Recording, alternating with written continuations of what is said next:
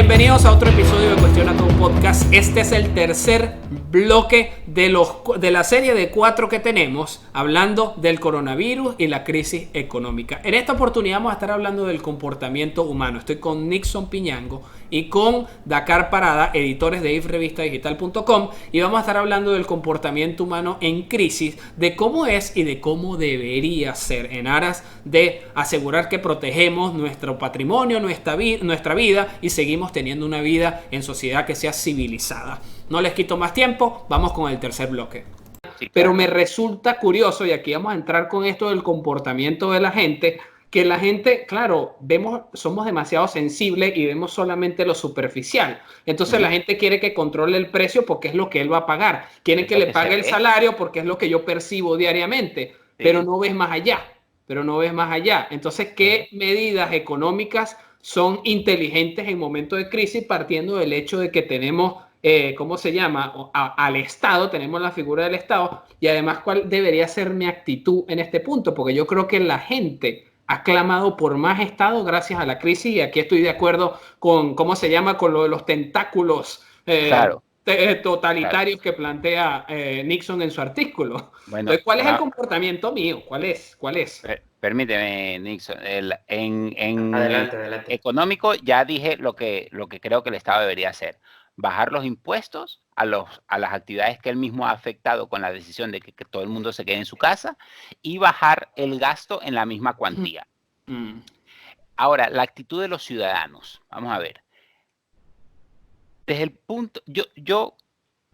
Nosotros como ciudadanos tenemos que crear una infraestructura de vida que sea lo más alejada del Estado posible. Explícale eso a la gente. Eso quiere decir, desde el punto de vista económico, para que se entienda fácilmente, que nuestro deber moral es defraudar Hacienda. Eso para empezar. Es para que estemos ahí claros. Es increíble la cantidad de gente que no está de acuerdo con eso, Dakar. O sea, de verdad. Creo que hay que hacer un trabajo muy grande para que la gente lo entienda. Creo que tenemos que convertir a la sociedad en 1984 y nosotros estar detrás de la telepantalla. Después hay cosas que, por ejemplo, la única empresa en el mundo, la única empresa del país, en el país, no importa en el país en el que estés, la única empresa en el mundo que a mí me obliga a pagarle sus productos es el Estado. Es el Estado. Totalmente. Así sí. Yo no los use. Sí, que es peor aún. Es de pingas montar una empresa así, ¿verdad? Claro. Entonces, nosotros, aparte de defraudar Hacienda, aparte de tener una infraestructura de vida fuera del Estado, es decir, yo no he pisado un hospital desde que salí de Venezuela, un hospital público, He vivido en Grecia, he vivido en Alemania, he vivido en Irlanda, he vivido en España y jamás he pisado una cosa pública. Y tenemos nosotros que reivindicar nuestro derecho a elegir. Ya no que se elimine, no, vamos a eliminar la educación pública. No. Simplemente no me quites mi dinero para pagarlo, porque yo no quiero ir para allá. El que quiere que le quiten su dinero, que se lo quiten. Claro, exacto. Que mande la carta, con el pasaporte. Pública, pues en la declaración de impuestos, en la planilla, usted llena un checklist donde dice sanidad o sistema de salud, el nombre que le ponga. ¡Pum! Y ahí está.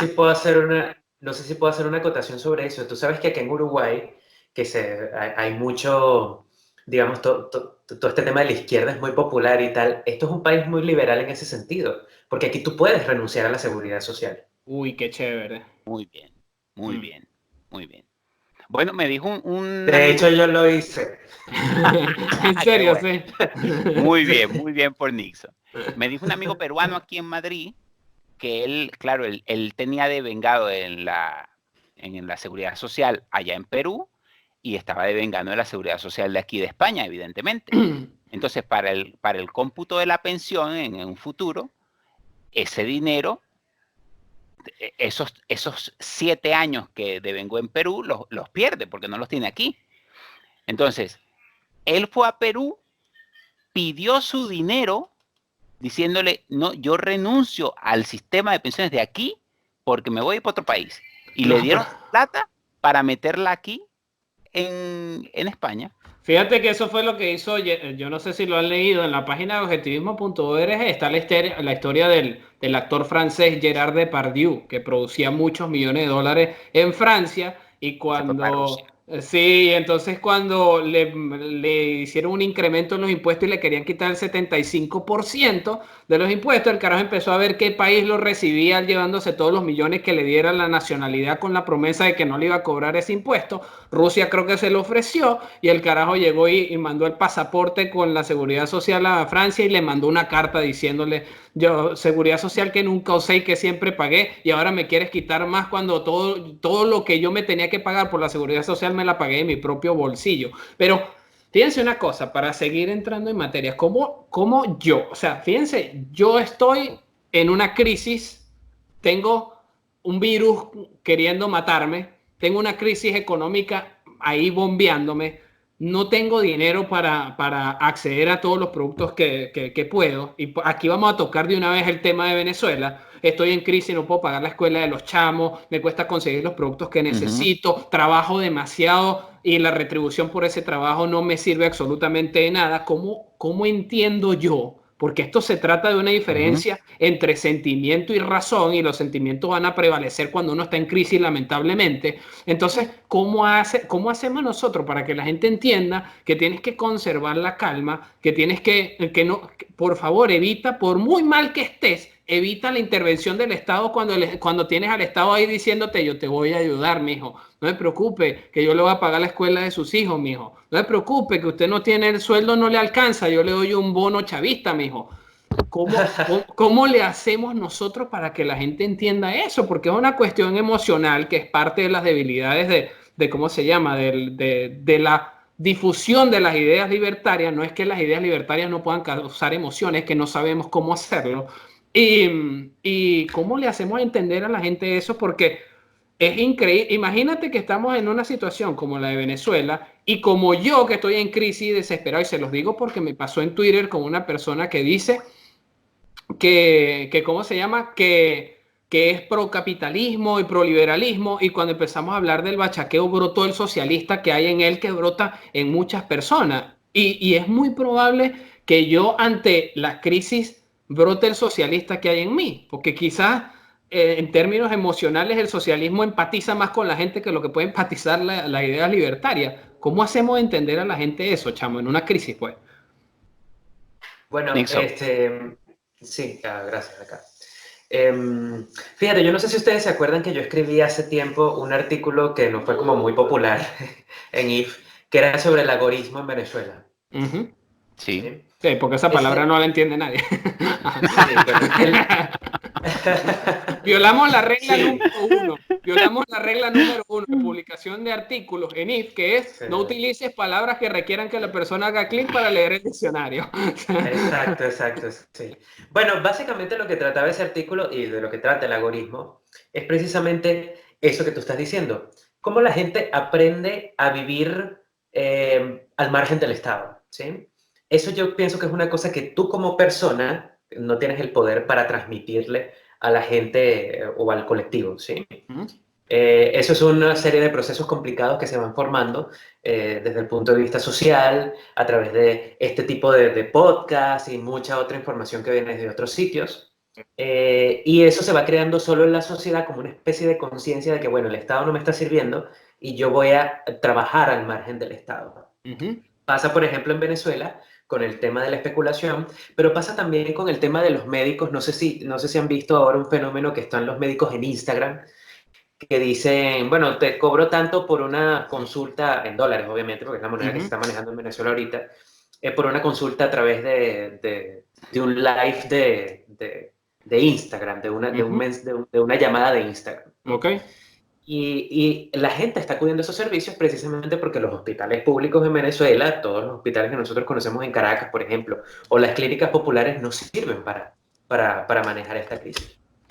Entonces, la gente, como por sí sola, se está dando cuenta de que el Estado no está sirviendo para el propósito que le está diciendo que supuestamente sirve. Pero sabes que no lo perciben de esa manera tan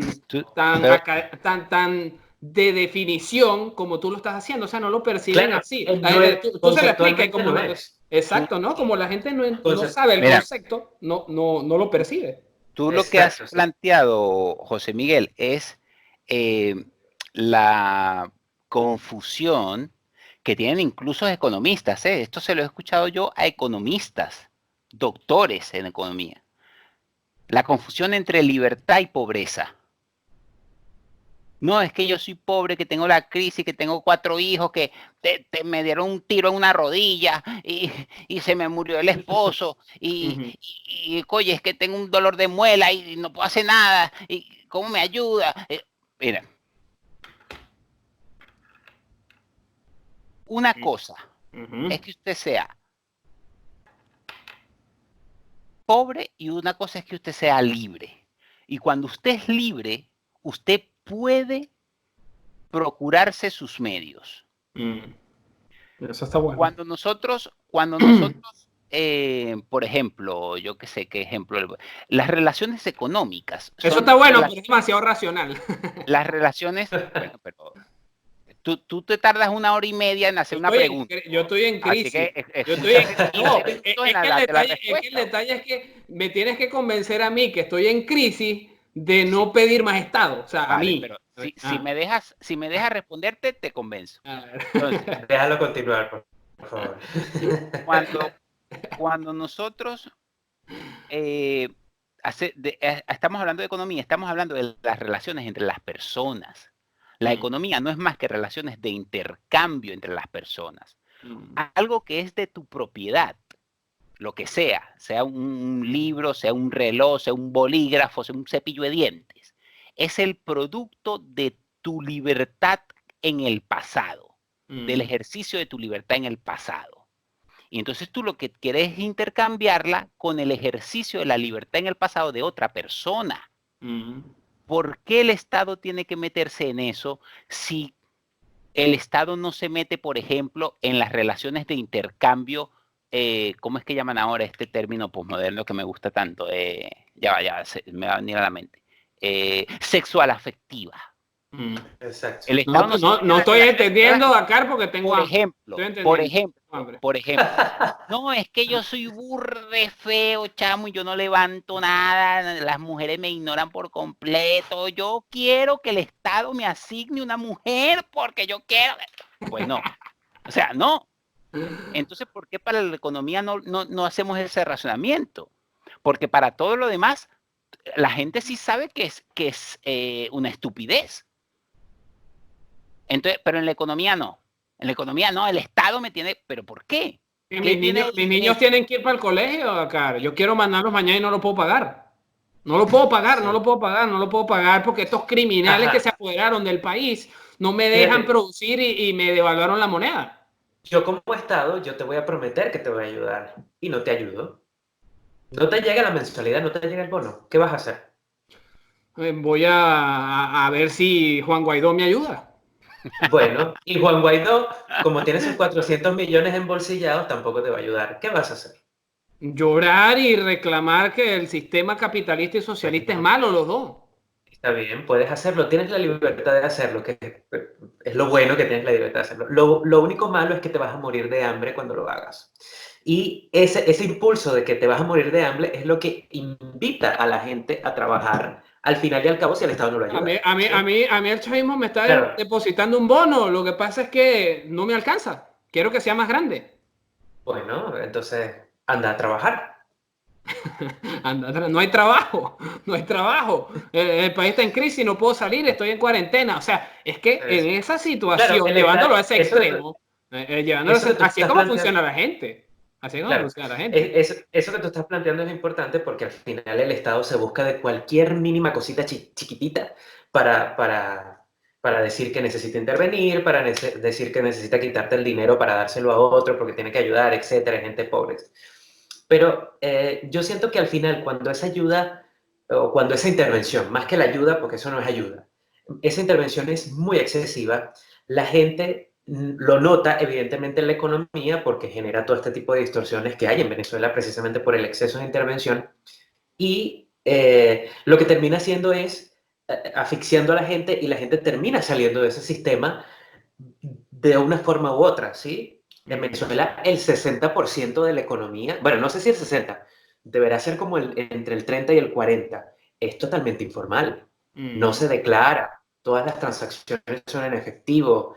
O sea, el Estado prácticamente vive de su nicho de narcotráfico lo que le queda de la renta petrolera, de los negocios que hace con el oro, y el resto de la gente simplemente trata de lo menos posible de pagar impuestos. Claro, las empresas serias que quedan, digamos, establecidas en Venezuela todavía tienen que pagar impuestos, tienen que pagar impuestos muy sangrantes, a menos que seas amigo del político de turno, del que esté montado ahí en la asamblea, que te consiga prebendas y cosas. Fíjate que justamente de eso hablo yo en un hilo que escribí en Twitter y hablo en el artículo, porque a ver, yo cuando me pongo a defender la reventa, a los revendedores, o sea, el arte de la reventa, la gente es demasiado sensible y entonces se va al caso de Venezuela, específicamente el bachaquero que se metió en la cola de Farmatodo para comprarse todos los tapabocas, el papel sanitario, los condones y toda la vaina que yo necesitaba para venir a revendérmelo a mí.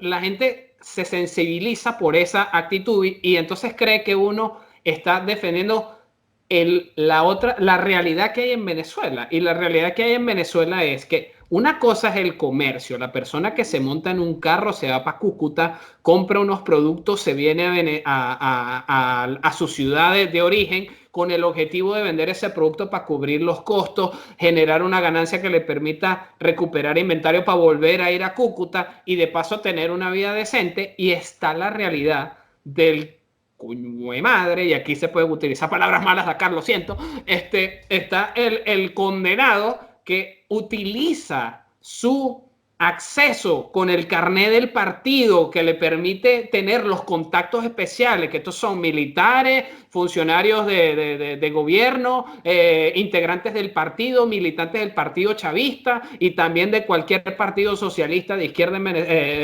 partido de izquierda en Venezuela. Pero especialmente el chavista, que es un bendito criminal, el carajo se apalanca del poder que tiene para hacerse con los productos a precio de subsidio para él ir a revenderlo y hacer una ganancia de la desgracia del otro. ¿A usted le parece que él está haciendo comercio o en realidad está aprovechando la oportunidad del momento para sacar un provecho económico?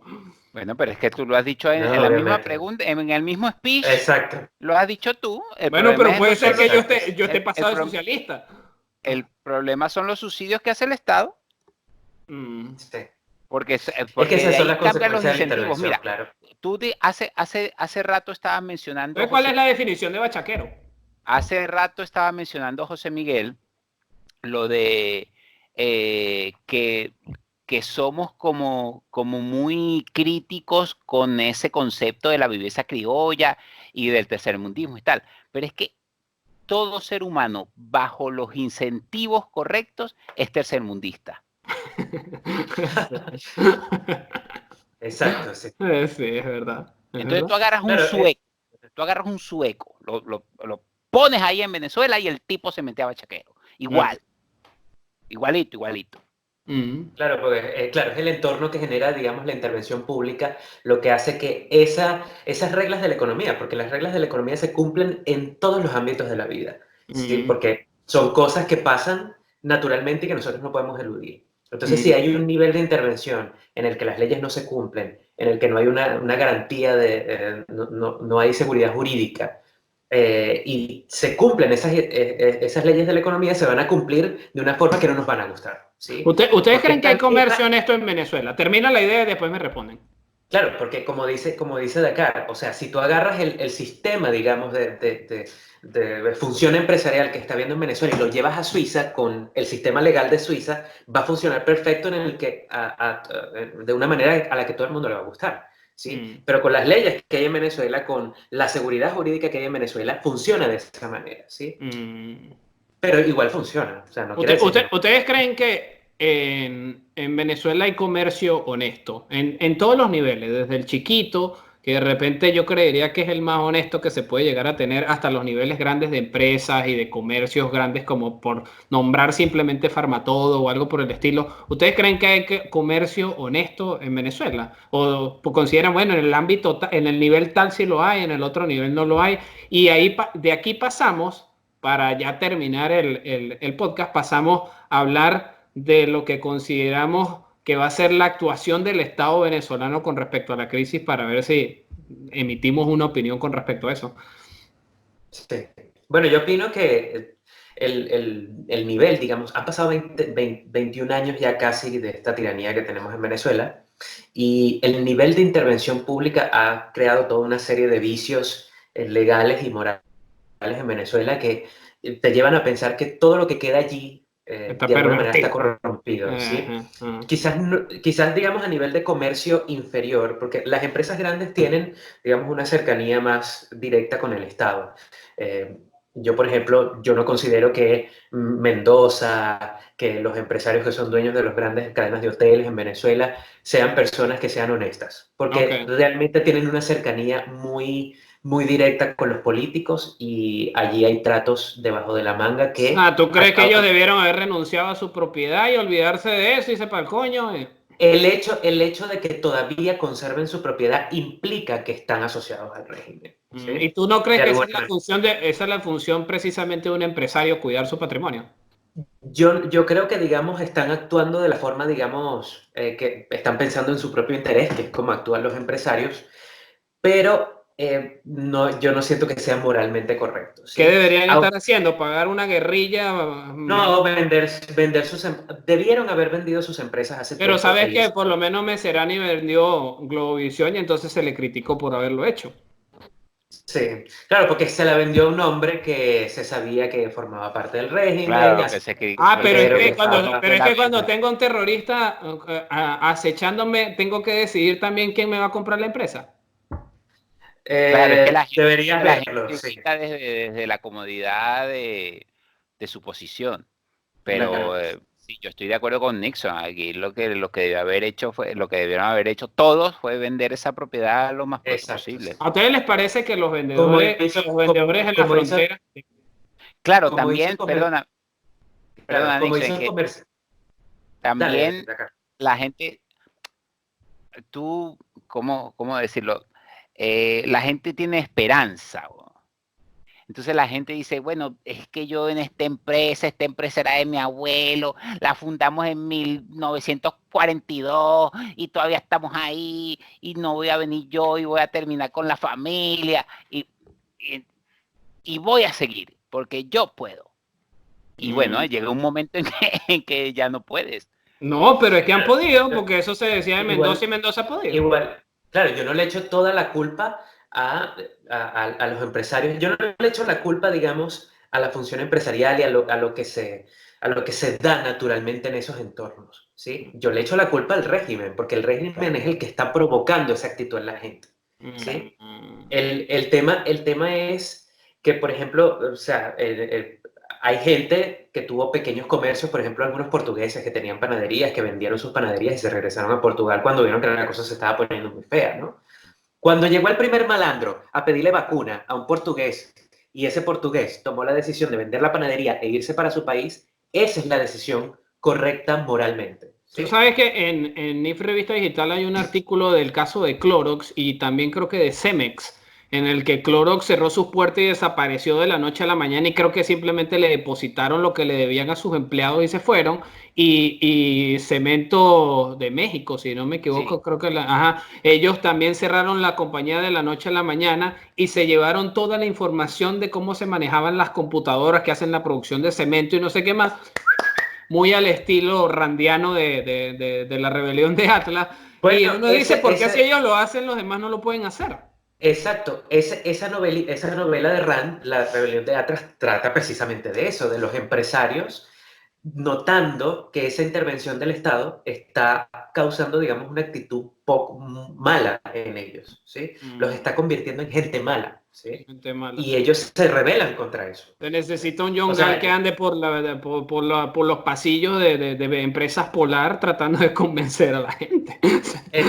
claro, esa es la actitud correcta. Igual nosotros no podemos ser, si somos realistas, evidentemente tenemos que tomar en cuenta que no todo el mundo se va a comportar así, ¿no? Sí. Y exactamente. No tampoco, podemos ser tampoco hay que absolutos.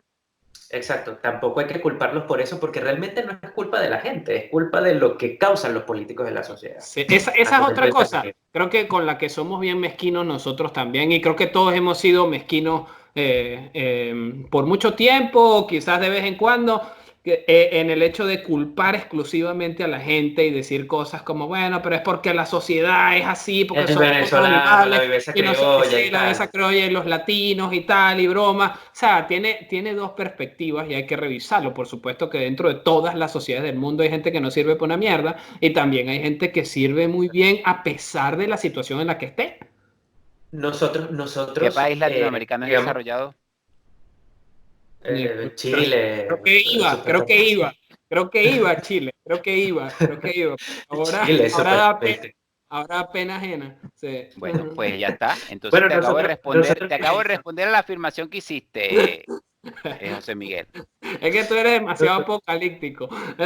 Pero no, es Mira, que no es ser apocalíptico, es lo que es. ¿quiénes lo han ocasionado? Lo han Mira, ocasionado los políticos en Ecuador. O sea, una tenemos un vez, sistema que le da un poder tal a los políticos que los deja hacer lo que les dé la gana. vale, pero no es, Tendríamos que pero no tener es, la oportunidad de tener una vida paralela en la que sí, ponemos a la pero no es sociedad una, latinoamericana como unos presidentes, como los padres fundadores de los Estados Unidos, como vale, unos, pero no es a una ver qué pasa. característica, pero no es una característica común generalizada de Latinoamérica. Estar en el subdesarrollo. Claro, ¿y qué pero pasa en Dakar, África? ¿Y Entonces, qué pasa en fíjate, África? Dakar, y en una vez Europa, me dijeron, dijeron racista por decir eso que tú acabas de decir. Bueno, no dije eso. Estaban hablando de la inmigración y tal, y entonces yo maté la discusión con una pregunta: ¿qué país negro es desarrollado? Pues bueno, que utilizaste un eh, término que no Entonces, pensaste en los sentimientos del otro. exactamente, porque a la realidad le importa un pepino mis sentimientos. Es verdad. lo que pasa es que, fíjate, el problema no, yo no siento que el problema sea que sea, digamos, negro, yo pienso que son más circunstancias que van mucho más allá. Tiene que ver Claro, con sin duda. Sí, la sí. posición, tiene que ver con hechos históricos que sucedieron a lo largo de los años, porque precisamente nosotros idealizamos mucho la idea de que, no, que fuimos conquistados, por ejemplo, en Estados Unidos fueron conquistados por los británicos y los británicos eran protestantes y entonces no eran católicos y Estados Unidos es el gran país que es precisamente porque es conquistado por los protestantes. Y Suiza no es conquistado por los católicos también. La mitad no es católica y Liechtenstein, que es el país más libre del mundo, no es de mayoría católica, por ejemplo. Mm. ¿Sí? Nosotros idealizamos mucho Europa y Europa hasta no hace mucho se estaba matando en unas guerras hipersangrientas. ¿Sí? Tenía no sé cuántos estados que fueron comunistas, que eran, digamos, satélites de la Unión Soviética, Mm. empezando por Alemania. ¿De Mm. dónde nació el socialismo? No fue el socialismo científico y todas esas ideas. Nacieron en Prusia, en Alemania. Sí, es Mm. verdad. Mm.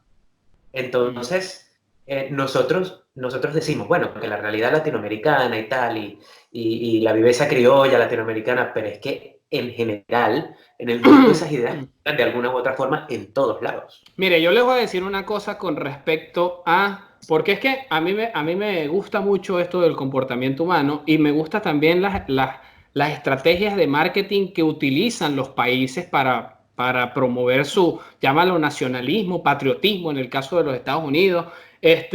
Fíjense, en Italia salieron unos aviones, no sé si han visto los videos que Sí, arman la bandera en el cielo. sí. Ajá, sí, sí, Yo sí. creo que esas cosas son importantes. Yo creo que esas cosas son importantes porque eso sí pega en la identidad. Yo creo que una persona que no tiene identidad, que no sabe de dónde viene y tampoco sabe a dónde va, pues cualquier camino la lleva. Entonces, por eso, pensando en la era actual, en términos de países, si no tienes una identidad, simplemente vas a andar por el mundo regándote o pegándote de lo que sea. Pasa lo mismo en términos individuales con la personalidad. Si yo no tengo personalidad, entonces asumo el grupo social en el que estoy en el momento. Y si ese grupo del momento es feminista y se quita la franela para mostrarle las tetas al mundo en orden de defender el derecho de la mujer, pues entonces me pego a eso. Pero si después otras mujeres se comportan de otra manera, me pego también a eso. Yo creo que la identidad es muy importante y la identidad tiene que es algo que le critican mucho a muchos políticos, y en Venezuela se lo critican a María Corina Machado en la forma en la que ella habla cuando dice, ¿por qué vamos a salir de esto? ¿Por qué vamos a no sé qué? ¿Por qué vamos a no sé qué más?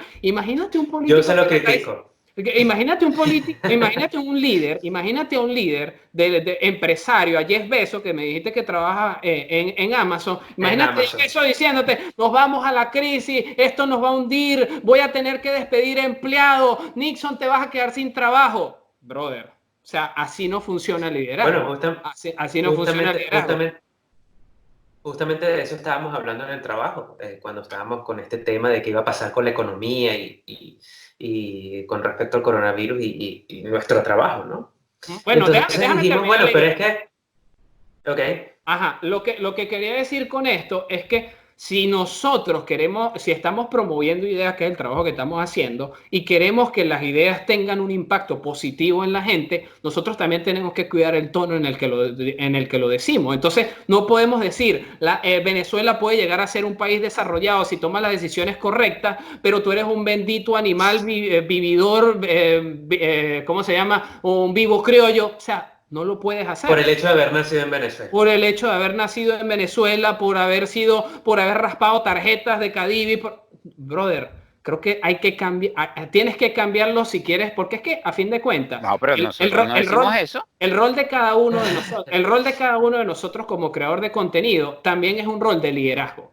Porque cuando alguien te lee, la persona no está diciendo, no, Nixon es mi líder, Dakar es mi líder, guau, guau, guau, guau, guau. Pero si te vuelve a leer y te vuelve a leer, te toma como referencia. Y si te toma como referencia, entonces algo bueno está pasando ahí, y es el hecho de que tú estás siendo un mentor, un líder o lo que sea, y no le puedes venir a decir después, es que nosotros no te vas a hundir eso, en la miseria porque tú no piensas como pensaba George Washington, como pensaba Benjamin Franklin. No, o sea, porque eres un tercermundista del barrio más grande de América. No, hay que cambiar el discurso. Y entonces, sí, hay que estimular la identidad y la confianza de que la gente lo puede hacer para que empatices primero. O sea, para que empatices. No puedes tratar de vender una idea criticando a la gente, eso no lo puedes hacer, o sea, eso no la vas a vender, no la vas a vender. Ahora, si tú se la ofreces en términos de tú puedes, porque tú tienes la capacidad, porque tú eres, estás empoderado, porque, chamo, o sea, la cosa funciona de manera diferente, y creo que en ese sentido los latinos son muy mezquinos con nosotros mismos los latinos, pues. Y yo lo veo aquí. En general. Sí, porque yo vivo en una sociedad de latinos. Yo vivo en Miami, que es una sociedad de latinos. Y aquí todos los latinos hablan así, chamo. O sea, especialmente, no, que porque este es colombiano, entonces se quiso aprovechar de mí porque es colombiano, porque entre nosotros mismos nos hacemos daño, porque este venezolano me quiere pagar $10 la hora cuando yo considero que merezco 15 porque él es venezolano. Veneco. Aquí no utilizan ese término. Aquí no lo utilizan. Aquí nadie lo utiliza. Nada más los colombianos te dicen, oiga, parcero, ¿a usted le gusta que yo le diga veneco? Y se acabó la amistad.